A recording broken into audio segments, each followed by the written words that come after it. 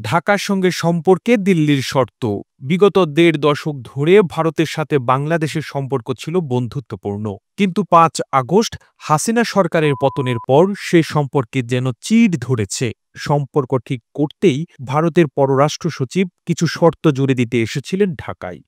কিন্তু ভারত সরকারের প্রতিনিধিরা বাংলাদেশে এসে যেরকম অভ্যর্থনা ও বন্ধুত্বপূর্ণ মনোভাব দেখতে অভ্যস্ত ছিলেন, সেখানে সম্পর্কের উন্নতি করতে এসে তার ছিটে ফোঁটাও পাননি বিক্রম মিশ্রি। গত সোমবার ঢাকায় ভারতীয় পররাষ্ট্র সচিব বিক্রম মিশ্রি একটি গুরুত্বপূর্ণ দ্বিপাক্ষিক বৈঠকে অংশ নেন। যদিও ওই বৈঠকের পূর্বে দ্বিপাক্ষিক সম্পর্কের বিষয়ে অনিশ্চয়তা ছিল, তবুও শেষ পর্যন্ত দিল্লি বৈঠকে যোগ দিতে সম্মত হয়। তবে ভারতের পক্ষ থেকে সম্পর্ক এগিয়ে নিতে কিছু শর্ত আরোপ করা হয়েছে।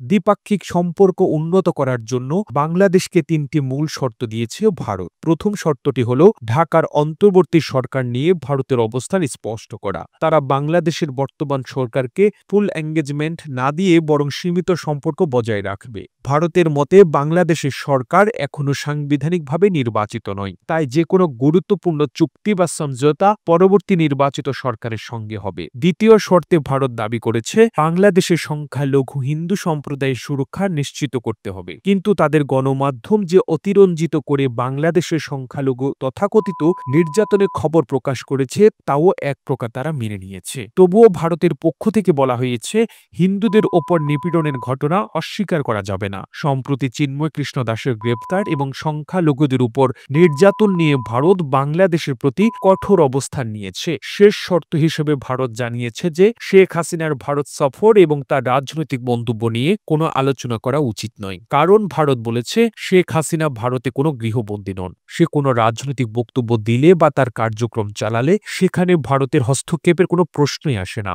বাংলাদেশের সেনাবাহিনীর অনুমতি সাপেক্ষে তাকে ভারতে আনা হয়েছিল। এই শর্তগুলোর বাস্তবায়ন হলে দুই দেশের সম্পর্কের উন্নতি হতে পারে। তবে বাংলাদেশ কেমন প্রতিক্রিয়া দেখায় সেটা সময়ই বলবে। দুই দেশের মধ্যকার সম্পর্কের ভবিষ্যৎ নির্ভর করছে এই শর্তগুলোর প্রতিক্রিয়া এবং যৌথ সমঝোতার উপর। এভাবে ভারত বাংলাদেশ সম্পর্কের পরবর্তী ধাপটি কি হবে সেটা এখনো স্পষ্ট নয়। তবে উভয় পক্ষে শর্ত পূরণ হলে সম্পর্কের উন্নতি হতে পারে বলে ধারণা করছেন কূটনীতিকরা। প্রতিবেদনটি ভালো লেগে থাকলে আপনার ফেসবুকের টাইমলাইনে এখনই শেয়ার করুন। সেই সঙ্গে বিশ্ব বাংলার ফেসবুক পেজটিকে ফলো করুন ও বিশ্ব বাংলার ইউটিউব চ্যানেলটিকে সাবস্ক্রাইব করুন। আর আপনি বাংলাদেশের কোন জেলা থেকে এই ভিডিওটি দেখছেন আমাদের কমেন্ট করে জানান। আমরা পরবর্তী ভিডিওতে আপনাকে ধন্যবাদ জানাতে ভুলব না। এতক্ষণ বিশ্ব বাংলার সাথে থাকার জন্য অসংখ্য ধন্যবাদ।